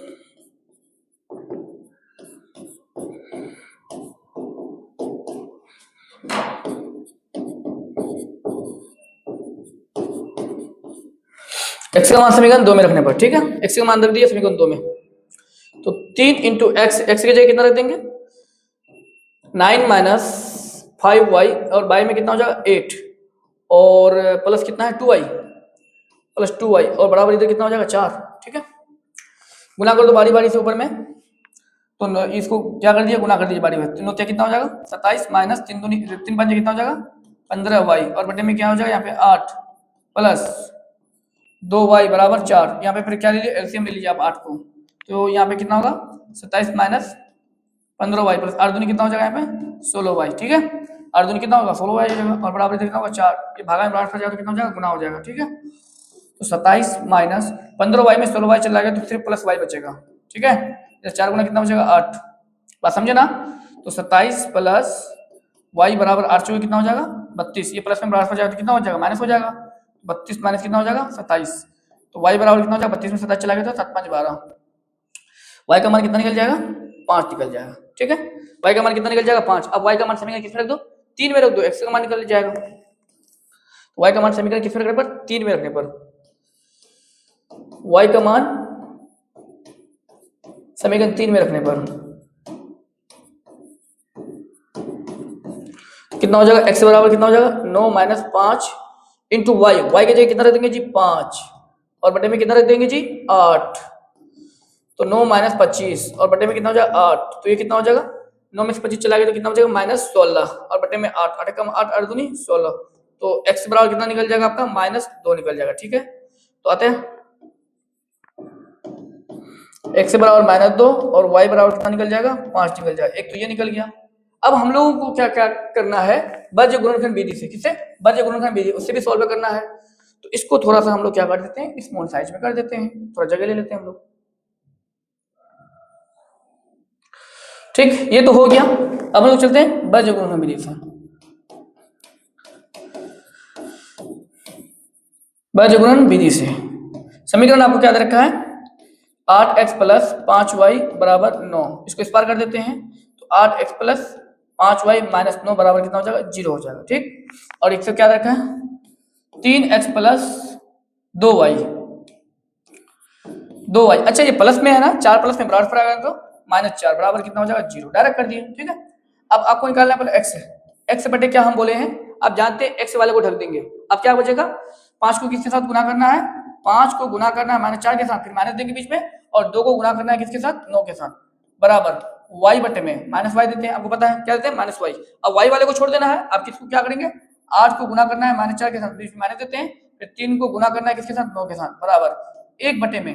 अब एक जो अचर पद है उसको छोड़ देना है, तो क्या करेंगे फिर 8 को गुना करना है किसके साथ 8 को गुना करना है 2 के साथ माइनस, फिर 3 को गुना करना है किसके साथ 5 के साथ, बात समझे। तो यहाँ कितना हो जाएगा x बटे में माइनस 20 और यहाँ पे माइनस 9 दूनी 18 बराबर माइनस y बटे में कितना हो जाएगा आपका 8 चौका 32 और यहाँ माइनस कितना हो जाएगा 9 27। ठीक है, बराबर 1 बटे में कितना हो जाएगा 8 दूनी 16 और माइनस 5 से कितना हो जाएगा 15। बात आई समझ में, ऐसा करना पड़ेगा आपको। तो इनको थोड़ा सा और सोल्व कर दीजिए, सोल्व करेंगे तो कितना हो जाएगा x बटे में बोलिए तो x बटे में कितना हो जाएगा माइनस 38 ना क्या, हाँ माइनस 38 हो जाएगा, और y बटे में कितना हो जाएगा इन दोनों को जोड़ दीजिए माइनस y बटे माइनस इतना, तो 7 2 9 3 2 5 है ना, 7 2 9 3 2 5 माइनस कितना हो जाएगा 59 हो जाएगा। ओके, और यहाँ पे कितना हो जाएगा 1 बटे में 1 हो जाएगा। ओके, तो ये माइनस माइनस तो यहाँ पे क्या हो रहा है प्लस हो रहा है, तो कर दीजिए आप प्लस। ठीक, तो यह x बटे में माइनस 38 बराबर कितना करेंगे 1 बटे में 1 करेंगे, क्योंकि इनको पहले इनके बराबर करते हैं। तो x से बराबर कितना, अच्छा गुना करेंगे 1 को x से गुना करेंगे तो कितना होगा x ही होगा, माइनस 38 को फिर 1 से गुना करेंगे कितना होगा माइनस 38 ही होगा, x से बराबर कितना निकल जाएगा माइनस 38। ठीक है, अब यहाँ देखिए y बट्टे में 59 को आप कितना से किसके बराबर करेंगे, फिर 1 बट्टे में 1 के बराबर करेंगे, तो y को 1 से गुना करेंगे तो y होगा, 59 को 1 से गुना करेंगे तो 59 होगा, y बराबर कितना हो जाएगा 59 हो जाएगा। ठीक है, बात समझ में आ गई। तो अतः x का मान सेम निकल गया, अतः x बराबर कितना निकल जाएगा माइनस 38 है, यहाँ तो x का मान कुछ और निकला है जी, x का मान 5, y का मान कहाँ गलत हो गया हम लोगों का, क्या बात कर रहे हो। देखो ऐसा तो नहीं कि क्वेश्चन हम मिस कर दिए हैं, minus 4 8x plus 5y minus 9 ठीक तो है, क्योंकि किसी भी विधि के द्वारा आप बनाओ आंसर तो सेम आना चाहिए। कहाँ मिस हो गया चेक करना पड़ेगा। अच्छा रुकिए 1 मिनट चेक कर लेता हूँ, x वाले को हटाएंगे तो माइनस 4 5 गुना माइनस 4 माइनस देंगे 2, अच्छा या माइनस 9 छूट गया है ना मेरा, या माइनस 9 छूट गया है वही तो बोले, या माइनस माइनस प्लस 18 होगा। अच्छा आगे देखिए माइनस 9, अच्छा यहाँ माइनस 9 छूट गया था, मैं देख लेता हूँ अभी जस्ट देख लेता हूँ। अच्छा y बराबर कितना हो जाएगा 8 गुना माइनस 4 फिर माइनस देंगे 3 गुना माइनस 9, यहाँ माइनस छूट गया है मेरा। ठीक है, तो माइनस माइनस यहाँ कितना होगा, प्लस 27 होगा, वो तो क्या और क्या। अब यहाँ देख लीजिए अचर पद में, हाँ ये ठीक है, तो ये कितना हो जाएगा,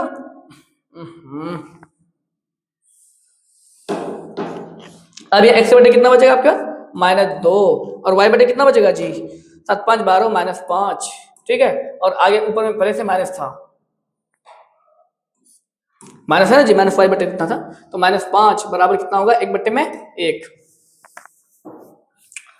अब देख लीजिए यहाँ पे, तो x बटे में कितना हो जाएगा, -2, और बराबर कितना होगा, 1 बटे में 1, ठीक है। तो x बराबर, इसको गुना करेंगे, x को 1 से गुना करेंगे x, और -2 को 1 से गुना करेंगे तो -2, x का मान कितना निकल जाएगा, -2। अब यहाँ माइनस माइनस क्या होगा, अपने आप कैंसिल हो जाएगा, y बटे में कितना हो जाएगा, 5 बराबर कितना होगा, 1 बटे में 1। फिर इनको इनके बराबर कर दिए, y बराबर कितना, y को 1 से गुना करें तो y, और 5 को 1 से गुना करें तो 5, देखिए निकल गया ना, सेम मान निकलना है हर हालत में। तो बताइए कौन सा विधि आपको उपयुक्त लगा, सबसे अच्छा कौन सा विधि लगा, हमें तो बज्र गुणन विधि बहुत अच्छा लगा, इसमें टाइम कम लगता है, ठीक है। तो जो विधि आपको अच्छा लगे, दोनों में से कुछ भी आपको अच्छा लगे, बज्र लिखिए या आपको प्रतिस्थापन विधि लिखिए, जो आपको अच्छा लगे आप लिख सकते हैं, ओके ना। जो मुझे अच्छा लगा आप लिख सकते हैं, मुझे क्या लगा, प्रतिस्थापन विधि अच्छा लगा, यानी तो आप लिख सकते हैं कि मुझे बज्र गुणन विधि अच्छा लगा, ठीक है। जो आपको अच्छा लगे लिख लेना, ओके। लेकिन किसी भी विधि के द्वारा सॉल्व करो, दोनों का मान क्या होगा, सेम होगा। यहाँ देखिए, ये सब तो एग्जाम में आता नहीं है, खतरनाक क्वेश्चन है, बहुत कम टाइम देखा गया है कि एग्जाम में आता है। कुछ ऐसा वर्ड प्रॉब्लम से जो आता है मैं बताऊंगा आप लोगों को, ठीक है। एक छात्रावास मतलब बोले तो हॉस्टल में मासिक वे, मंथली मासिक वे जो है आपका महीना का जो खर्चे है, एक भाग नियत है, एक भाग नियत है मतलब बोले तो कांस्टेंट है, तो शेष इस पर निर्भर करता है कि छात्र कितने दिन भोजन लिया है। और एक विद्यार्थी ए जो क्या करता है, 20 दिन भोजन करता है, उसको 1000 रुपये छात्रावास को मतलब हॉस्टल को देना पड़ता है। फिर जबकि एक विद्यार्थी बी है जो 26 दिन रहता है और उनको हॉस्टल वाले को 1180 रुपये देना पड़ता है। तो आपको कह रहा है कि नियत भाड़ा मतलब कांस्टेंट भाड़ा और प्रतिदिन का भोजन का मूल्य कितना होगा, ठीक है। क्वेश्चन है ज्यादा ये ले लिया पूरा, थोड़ा सा छोटा कर देते हैं इसको, ठीक। चलिए आप सॉल्यूशन लिखिए और बनाइए पूरा क्वेश्चन फटाफट। तो माना कि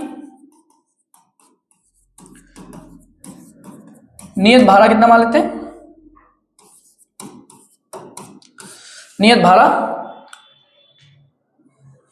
या नियत मूल्य मान लेते हैं, भाड़ा मत मानो, या मूल्य की बात चली है। नियत मूल्य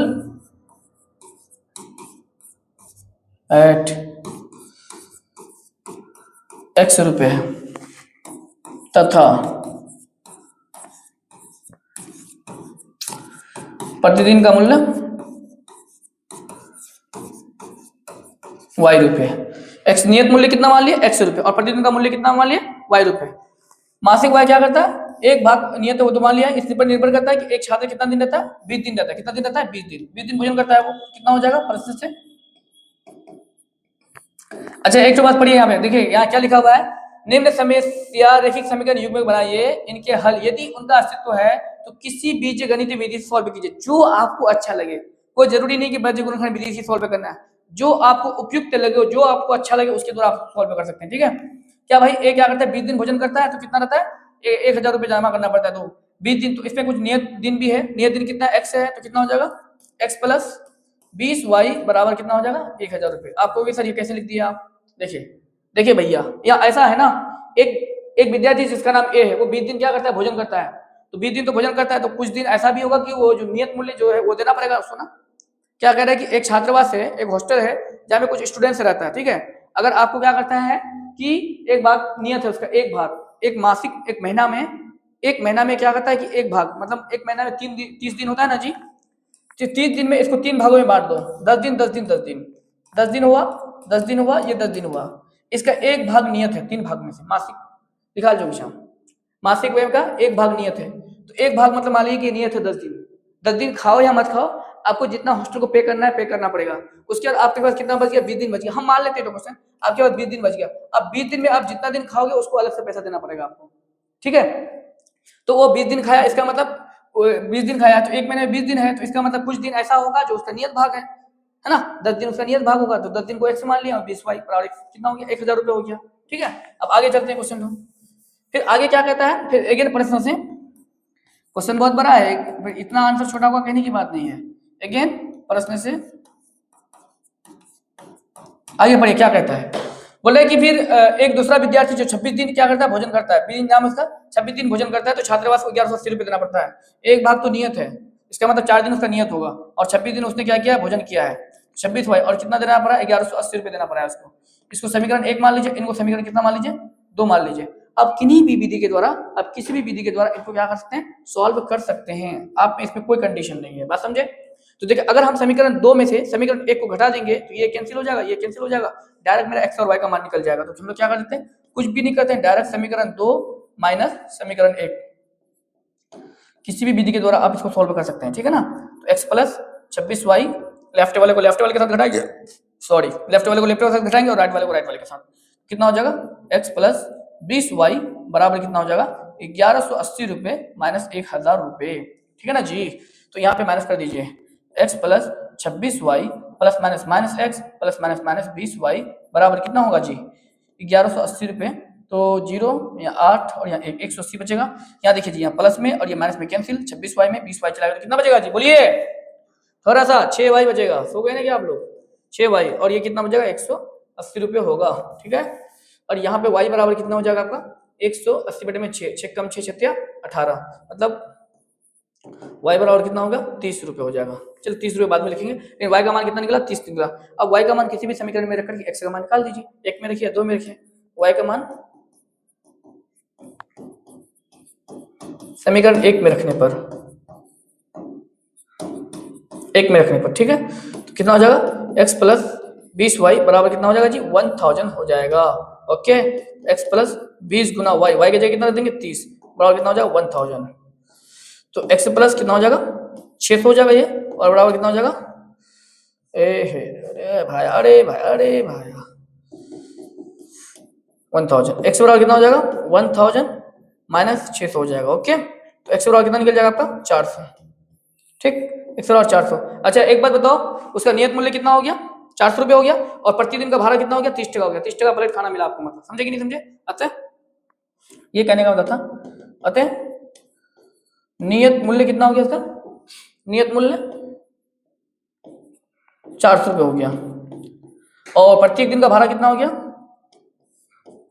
भाड़ा बोल रहे हैं, भाड़ा नहीं होगा, प्रत्येक दिन का मूल्य कितना हो जाएगा,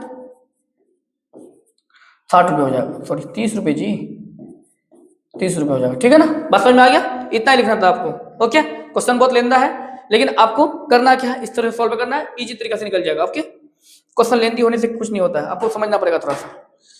ये क्वेश्चन लेकिन एक बार एग्जाम में पूछ चुका है, ये वाला क्वेश्चन कह रहे हैं कि एक भिन्न है, 1/3 हो जाती है, उसके अंश में 1 घटाया जाता है, उसके अंश में क्या कर देंगे, 1 घटा देंगे, ठीक है, कोई बात नहीं भाई। वो 1/4 हो जाती है, उसका हर में 8 जोड़ देंगे, कोई दिक्कत नहीं। तो भिन्न ज्ञात करने बोल रहा है, तो आपको पहले कुछ मानना पड़ेगा, भिन्न क्या होता है, अंश बट्टे में हर होता है। माना कि अंश क्या मान लेते हैं, माना कि अंश x है तथा हर क्या है, y है, ठीक है ना। तो भिन्न बराबर कितना हो जाएगा, भिन्न बराबर अंश बटे में हर, अंश बटे में हर मतलब बोले तो x बटे में कितना हो जाएगा, y हो जाएगा, ठीक है। आपको x बटे y का मान निकालना है, भिन्न का मान निकालना है। चलिए प्रश्न से आगे बढ़ते हैं, क्वेश्चन में डायरेक्ट क्वेश्चन में चलते हैं। प्रश्न में क्या कहता है, भिन्न 1/3 हो जाती है, ठीक है, कोई बात नहीं, होने दो। उसका अंश में 1 घटाया जाता है, अंश अंश क्या है, x में 1 घटा देते हैं हम, अंश में 1 घटाने पर 1 घटा दिया था, लेकिन हर के बारे में कुछ नहीं कहा गया, तो हर जैसा है वैसा ही रहेगा, हर मतलब y है तो y रहेगा, और ये कितना हो जाता है, 1/3 हो जाता है। मेरी बात समझ में आया, भिन्न 1/3 हो जाती है, तो भिन्न 1/3 हो जाती, ठीक। यदि अंश में 1 घटाया तो अंश में 1 घटा दिया, देखिए तो x है अंश, अंश में 1 घटा दिए, और हर के बारे में कुछ नहीं कहा गया, तो हर जैसा है वैसा ही रहेगा, बराबर 1/3। थोड़ा सा इसको सॉल्व कर दो, तो 3 को किसके साथ गुना करोगे, 3 को गुना करोगे x - 1 के साथ, और y को किसके साथ गुना करोगे, 1 के साथ, तो y गुना 1 तो y रहेगा। 3 को x के साथ गुना करोगे, 3x माइनस कितना हो जाएगा, 3 बराबर कितना हो जाएगा, y हो जाएगा। ये प्लस में बराबर है तो माइनस कर दीजिए इसको, 3x माइनस कितना हो जाएगा, y, और ये माइनस में बराबर जाएगा तो +3, इसको समीकरण कितना मान लीजिए, 1 मान लीजिए। ओके, अगेन प्रश्न से मेरी बात समझ में आई ना, मैंने यहाँ क्या किया, अगेन प्रश्न से, अगेन प्रश्न में क्या कहता है, अच्छा वो 1/4 हो जाती कब, जब हर में हम लोग 8 जोड़ देते हैं। तो अगेन प्रश्न में हर मेरा अंश के बारे में कुछ नहीं कहा गया, अंश जैसा है वैसा ही रहेगा, ठीक है ना जी, अंश जैसा है वैसा ही रहेगा। तो अंश तो 1 से हो गया, लेकिन हर के बारे में क्या है कि हर में 8 जोड़ देते हैं, हर में क्या है मेरा y है, y में क्या जोड़ देते हैं, 8 जोड़ देते हैं, तो कितना हो जाती है, 1/4 हो जाती है। बात समझे जी, वो क्या होती है, 1/4 हो जाती है जब हर में 8 जोड़ देते हैं, तो हर में 8 जोड़ दिए, हर मेरा y में r जोड़ दिए और अंश जैसा है वैसा ही रहेगा। अब कोना कोनी थोड़ा सा क्या कर दो, इसको गुना कर दो, y प्लस 8 को 1 से गुना कर दो, y प्लस 8 ही होगा और 4 को 1 से गुना कर दीजिए, ठीक है। तो y प्लस 8 बराबर कितना हो जाएगा 4x हो जाएगा, प्लस में ट्रांसफर आएगा तो कितना हो जाएगा, यानी उसको उस पार कर दीजिए, ठीक है, उसको उस पार कर दीजिए। तो y प्लस 8 और माइनस 4x बराबर कितना हो जाएगा 0, ठीक है ना जी। तो इसको इस पर थोड़ा सा सॉल्व कर दीजिए, क्योंकि x वाले पद को हम लोग पहले लिखते हैं। तो minus 4x plus Y plus 8 बराबर 0, इसको समीकरण 2 मान लीजिए। कोई प्रॉब्लम है आप लोगों को? ये माइनस वाला जो है x वाले पद को हम लोग पहले लिख दिए, ठीक है ना, क्योंकि क्वेश्चन में हमेशा कोई भी समीकरण लिखिएगा ना, पहले x वाले पद को पहले लिखना पड़ता है। तो माइनस 4x या प्लस वाई, तो प्लस वाई प्लस 8 बराबर कितना हो गया 0। समीकरण क्या मान लीजिए 2 मान लीजिए। अच्छा एक बात बताइए, तो समीकरण 1 में या माइनस वाई है और समीकरण 2 में प्लस वाई है, अगर दोनों समीकरणों को आपस में हम लोग जोड़ लेते तो क्या होता है, कुछ होने वाला है क्या? देखिए बिल्कुल कुछ होने वाला है, बहुत खतरनाक बात होने वाला है यहाँ पे। तो दोनों को जोड़ दीजिए, समीकरण 1 प्लस समीकरण 2, दोनों को जोड़ दीजिए आपस में। जोड़ेंगे तो क्या होगा कि minus Y plus Y cancel हो जाएगा, ठीक है, और कुछ करने की आपको जरूरत भी नहीं पड़ेगा। माइनस वाई और बराबर, सॉरी जोड़ रहे हैं ना, तो इसका भी राइट हैंड जोड़ना पड़ेगा। अच्छा यहाँ पे एक बात और छूट गया मेरा, जो आप लोग देख लीजिए थोड़ा सा। यहाँ पे है ना जी माइनस 4x प्लस वाई, ये प्लस में तो बराबर इस पर जाएगा तो माइनस 8 हो जाएगा। इसको समीकरण 2 मानिए आप। अब इस मार्कर को तो क्या हो गया, ठीक है, इसको समीकरण क्या मान लीजिए 2 मान लीजिए। अब दोनों समीकरण को आपस में जोड़ दीजिए, समीकरण 1 प्लस समीकरण 2। अब बात समझ में आएगी, ठीक है। समीकरण 1 में क्या है आपका 3x माइनस वाई, और समीकरण 2 में क्या है plus minus 4x plus Y, ठीक, बराबर इधर कितना है 3 है, प्लस इधर कितना है माइनस 8 है, ठीक है। तो 3x minus Y plus minus minus 4x plus Y बराबर 3 प्लस माइनस माइनस 8, ओके। ये प्लस माइनस क्या हो जाएगा, कैंसिल हो जाएगा। 3x में 4x चला गया तो कितना हो जाएगा माइनस x बचेगा, 3 में से 8 चला गया तो कितना हो जाएगा माइनस 5, ये माइनस माइनस क्या हो जाएगा कैंसिल हो जाएगा। x के बराबर कितना निकल जाएगा 5, x का मान निकल गया। अब x का मान निकल गया तो y का मान तो आराम से निकाल सकते हैं, किसी भी समीकरण में रख के y का मान निकाल दीजिए। कितना में रख दीजिए, समीकरण 2 में रख दीजिए, x का मान समीकरण 2 में रखने पर 2 में रखने पर तो कितना हो जाएगा माइनस 4 इंटू एक्स, एक्स से ये कितना रख देंगे 5, ठीक है, प्लस वाई बराबर कितना हो जाएगा 8, तो 5 जो कितना हो जाएगा 20 हो जाएगा, प्लस वाई बराबर कितना हो जाएगा 8, ये माइनस में ट्रांसफर है तो कितना प्लस हो जाएगा, तो वाई बराबर कितना हो जाएगा 20 8 28। तो अतः भिन्न निकालना था आपको, है ना, क्या निकालना था भिन्न, थोड़ा सा छोटा कर देते हैं इसको, तो क्या हो जाएगा अतः भिन्न बराबर कितना हो जाएगा अंश बटे में हर, अंश कितना माने x, x कितना निकल गया 5, हर कितना माने y, y कितना निकल गया 28, तो क्या हो जाएगा 5 बटे 28 आंसर हो जाएगा, ठीक है, ये भिन्न निकल गया, ओके। चलिए अब हम लोग मिलते हैं नेक्स्ट क्वेश्चन में। नेक्स्ट क्वेश्चन क्या है देखिए,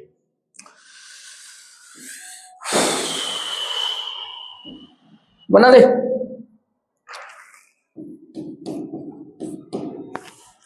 बोले यश ने एक टेस्ट में 40 अंक अर्जित किए, मतलब 40 अंक, एक टेस्ट दिया उससे 40 अंक उसको मिला, ठीक है, उसे प्रत्येक सही उत्तर में 3 अंक मिलता है। सही जब उत्तर होता है तो उसको सही मिलता है 3 अंक मिलता है, और अशुद्ध मतलब गलत होने पर उसे 1 अंक कट जाता है। यदि उसे सही उत्तर पर फिर 4 अंक मिलते हैं और अशुद्ध पर 2 अंक मिलते हैं तो यश ने 50 अंक अर्जित करता है। तो टेस्ट में कुल कितने परसेंट है, क्या कहता है, एक बच्चा जिसका नाम क्या यश है, उसने क्या करता है, एक एग्जाम देता है, उस एग्जाम में उसको 40 अंक मिलता है, अर्जित होने का मतलब प्राप्त होना, मिला, उसको हासिल हुआ, और प्रत्येक सही उत्तर में उसको कितना अंक मिला है 3 अंक मिला है। अगर गलत हो गया तो 1 अंक कट गया। फिर क्या करता है, यदि फिर उसे सही, फिर दूसरा वाला क्वेश्चन है, दूसरा वाला क्वेश्चन में क्या है कि 4 अंक मिलते हैं, सही होने पर कितना अंक मिलता है 4 अंक मिलता है। अगर गलत हो जाता है, अशुद्ध मतलब गलत होना, गलत हो जाता है तो क्या होता है उससे 2 अंक फिर कट जाता है उसका, फिर उसने कितना अंक अर्जित करता है 50 अंक, मतलब बोले तो 50 नंबर उसने हासिल किया है। तो टेस्ट में कुल कितने प्रश्न थे, ये निकालने बोल रहा था। तो टेस्ट में कुल कितने प्रश्न थे, तो आपको क्या करना पड़ेगा, जो सही प्रश्न था उसको प्लस गलत प्रश्न जो था उसको, दोनों का नंबर निकालना पड़ेगा। दोनों को नंबर को निकालने के बाद क्या निकालना है, दोनों को आपस में जोड़ देना पड़ेगा। जोड़ेंगे तो कितना नंबर ऑफ क्वेश्चन से कितना था पता चल जाएगा। माना कि सही प्रश्न की संख्या x से मान लेते हैं, सही प्रश्न की संख्या कितना मान लेते हैं x, तथा गलत प्रश्न की संख्या कितना मान लेते हैं, y है ना। x और y का मान निकालेंगे तब ना जी टोटल क्वेश्चन पता चलेगा, दोनों को आपस में जोड़ देंगे तो पता चल जाएगा कितने क्वेश्चन है। तो अब देखिए यहाँ पे 40 अंक अर्जित करते हैं, कब करते हैं भाई, जब 3 अंकों से सही मिलता है। तो सही अंक हम लोग मानेंगे x माने हैं, तो प्रश्न से कितना हो जाएगा, तो 3x हो जाएगा और माइनस कितना, एक अंक कट जाता तो एक y हो जाएगा और बराबर कितना हो जाएगा जी 40। देखिए इसको मैंने कैसे लिखा, ऐसा मैंने कैसे लिख सकते हैं, देखिए उसे 40 अंक अर्जित किया तो बराबर 40 होगा। सही अंक पर 3 नंबर मिला उसको, तो सही अंक हम लोग सही प्रश्न कितना माने, 3 माने हैं, सॉरी x माने हैं 3 × x और माइनस देना पड़ेगा ना, क्यों, क्योंकि कट हो रहा है ना, मतलब सही में से वो गलत हो रहा है, तो गलत होने के लिए हम माइनस दे देते हैं। तो अशुद्ध उत्तर पर मतलब गलत उत्तर पर कितना मिला, एक अंक मिला, तो 1 × y हो जाएगा बराबर 40, ठीक है ना। ये समीकरण कितना मान लो आप, 1 मान लो। और फिर आगे चलते हैं, 4 अंक मिलते हैं सही अंक पर, अगेन प्रश्न से,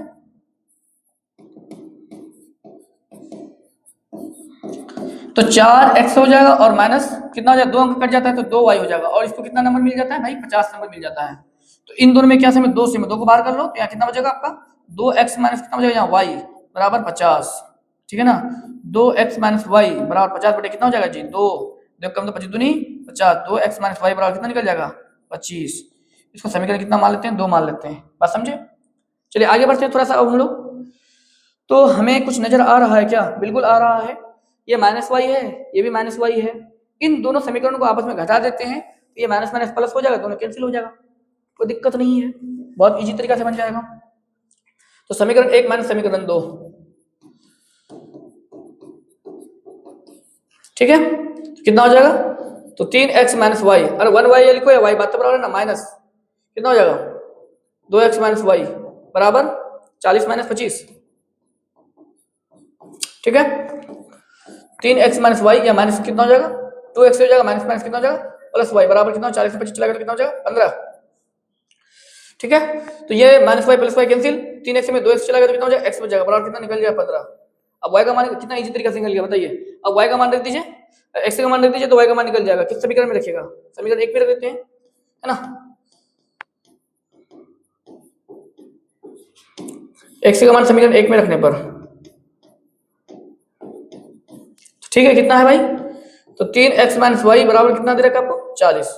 एक बात बताइए, 3 × x, x से कितना 15 रख देंगे यहाँ पे, और माइनस वाई बराबर कितना हो जाएगा 40, 15 क्या 45 माइनस वाई बराबर कितना हो जाएगा 40। अच्छा एक बात बताइए, ये माइनस में ट्रांसफर हो जाए तो प्लस होगा, ये प्लस में ट्रांसफर आएगा तो माइनस हो जाएगा, तो 45 माइनस कितना हो जाएगा 40, ये माइनस में ट्रांसफर हो जाए तो y हो जाएगा प्लस, कितना निकल जाएगा फाइनली y का मान कितना निकल जाएगा 5 निकल जाएगा, और 5 ये पकड़िए घुमा दीजिए, y बराबर कितना निकल जाएगा 5। अच्छा जी, तो सही प्रश्न कितना है उसका,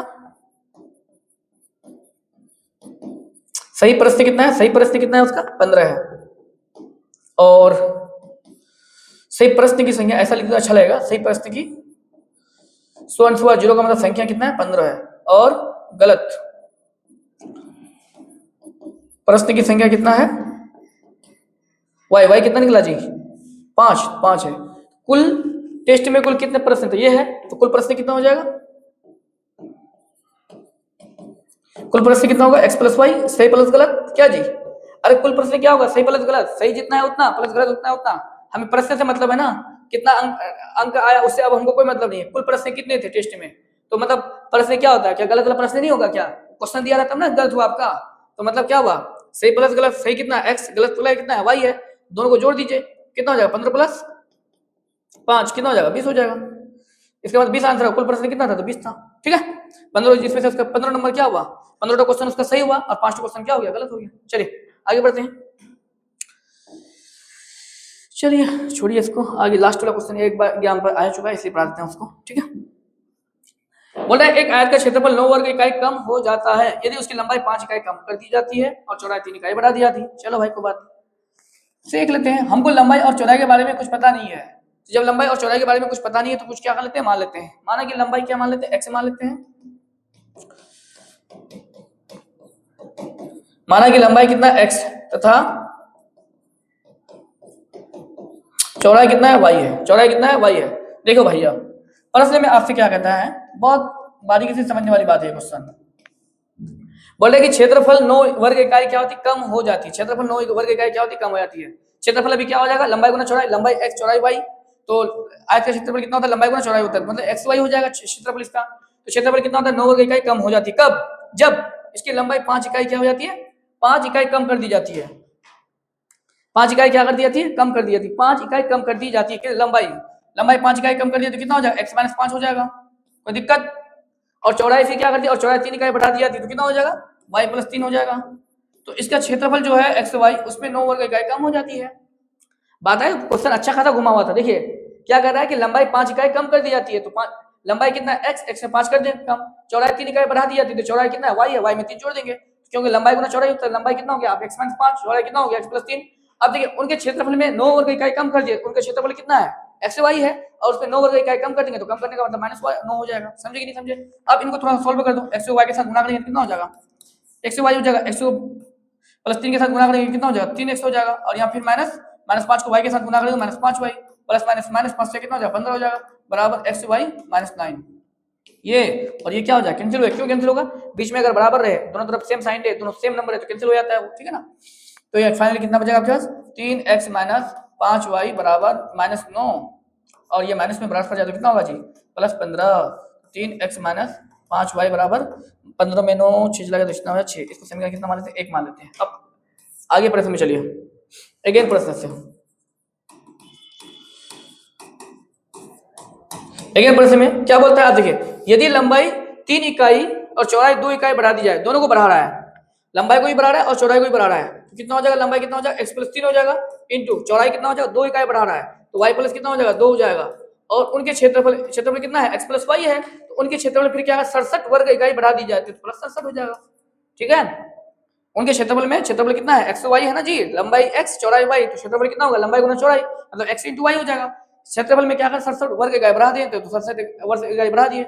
अब इसको थोड़ा सॉल्व करो, x को y के साथ गुणा करेंगे तो x y प्लस यहाँ पे कितना होगा, 2x हो जाएगा, यहाँ पे कितना होगा, प्लस 3y, प्लस 3 दूनी कितना हो जाएगा, 6 हो जाएगा, बराबर एक्स वाई प्लस कितना हो जाएगा, 67। ये दोनों क्या हो जाएगा, कैंसिल हो जाएगा, अभी मैं बताया था, 2x प्लस 3y, और यहाँ तो गलत तो नहीं हो गया, हाँ ठीक है, सर किया था वही तो, 67 माइनस कितना हो जाएगा, 6 हो जाएगा, ठीक है ना। 2x प्लस 3y बराबर कितना हो जाएगा, x, इसका समीकरण कितना हो गया, 2 मान लीजिए। अब इनको किसी भी विधि के द्वारा क्या कर सकते हैं, इनको किसी भी विधि के द्वारा सॉल्व करके x और y का मान निकाल लेना, ओके। अब हम लोग मिलते हैं, ये तीनों विधि तो खत्म हो गया, अब हम लोग मिलते हैं कुछ आगे वाला जो प्रश्न वाले 3.6 है और 3.5 तो हो गया खत्म, 3.6 और 3.7 कल नेक्स्ट क्लास में हम लोग क्या करेंगे, उन दोनों को पूरा कर देंगे, और उसके बाद द्विघात समीकरण स्टार्ट करेंगे, मतलब बारी बारी से जितना ही एनसीईआरटी का चैप्टर है हम लोग पढ़ाते जाएंगे, जनवरी तक पढ़ाई खत्म कर देंगे, ओके। अब हम लोग मिलते हैं नेक्स्ट वीडियो के साथ। आप लोग प्लीज मेरे चैनल को लाइक और सब्सक्राइब कर दीजिए, साथ में शेयर कर दीजिएगा।